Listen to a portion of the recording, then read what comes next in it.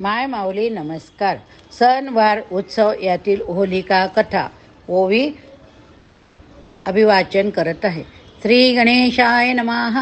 ओम नमो जी कर्पूर गौरा आद्य पुरुषा जगदुद्धारा माया चक्रचालका विश्वेधरा ज्ञान पास्करा तुझ नमो.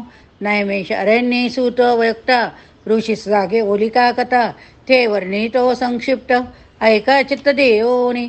पूर्वी तारकासुर दैत्य प्रमत्त तेथे देव जिंकिले समस्त. सूर्यचंद्रास धरोणी नेत घोर आकांत मांडिला. शिवापोटी होईल कुमर त्याच्या हस्ते मरेल असुर. परी शिव उमा एकत्र होती तेव्हा घडे हे.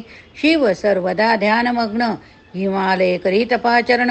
तेव्हा इंद्राज्ञेने पंचबाण शिवमणी असंचरला.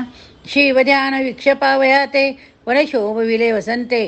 कलकलाट करीती पक्षी त्याते नंदिकेश्वर हकी तसे. शिवासनमुख प्रतिरती त्या पाठी उभी उमा सती.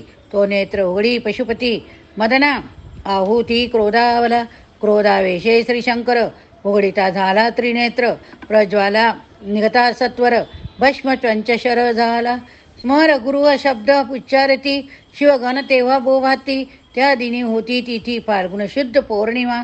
शांत झाला उमाकांत म्हणे या दिनी होलिका व्रत. जे करती न करीती निश्चित अवदशा सत्यत्वा बाधे. होलिका तेव्हापासून जगात करीती जन तेने अवदशा नासन होती प्रसन्न शिव विष्णू. होलिका कथा समाप्त.